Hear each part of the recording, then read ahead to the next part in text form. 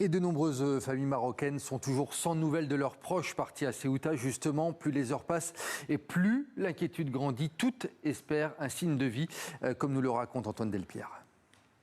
Au poste frontière entre Ceuta et Fnidec, sa voisine marocaine, la désillusion de ceux qui reviennent le dispute à l'angoisse. Celle de ces familles, sans nouvelles d'un frère ou d'un fils, passés comme des milliers d'autres dans l'enclave espagnole, mais qui n'a depuis plus donné signe de vie. J'attends, je ne sais rien. Est-il en vie ou est-il mort? Toute la famille est dévastée, je ne supporte pas cette situation.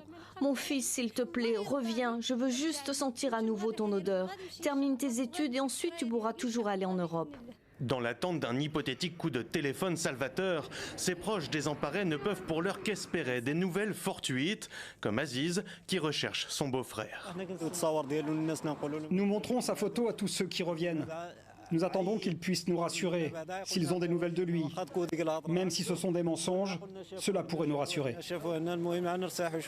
Depuis plus de 48 heures, de jour comme de nuit, des dizaines de familles attendent le retour de ce proche parti précipitamment, pour beaucoup sur la base d'une rumeur devenue virale sur les réseaux sociaux. Mais ici, chacun a sa propre histoire qui raconte aussi un peu des raisons plus profondes qui poussent ces Marocains à l'exode. J'ai un enfant atteint d'une maladie chronique. Son traitement par insuline me coûte 5000 dirhams, environ 500 € par mois. Comme je n'ai pas les moyens de le soigner ici, je l'ai porté sur mon dos jusqu'à Ceuta. À notre arrivée, son taux de glycémie a grimpé en flèche. Une ambulance l'a heureusement prise en charge et j'ai pu être rassuré sur son état. Je suis ensuite revenu ici car j'ai 4 enfants à m'occuper. Je suis désormais dans l'attente avec ces médicaments en espérant qu'il puisse sortir au plus vite. Si j'avais les moyens de faire soigner mon fils ici, je le ferais et je serais capable de subvenir aussi à ses autres besoins comme la nourriture ou les vêtements. Si de nombreuses familles restent dans l'incompréhension face à ces départs soudains et simultanés vers l'Europe, ces parents de proches pour leurs disparus en appellent aux autorités marocaines. Rabat, pour qui les événements de Ceuta n'étaient pas spontanés, mais ont résulté de la diffusion de fausses informations sur les réseaux sociaux, combinées à l'action de réseaux de trafic d'êtres humains.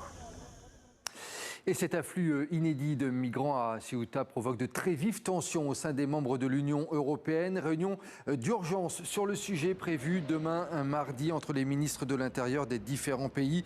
La présidente de la Commission européenne, Ursula von der Leyen, appelle de son côté à trouver une réponse européenne pour consolider les frontières.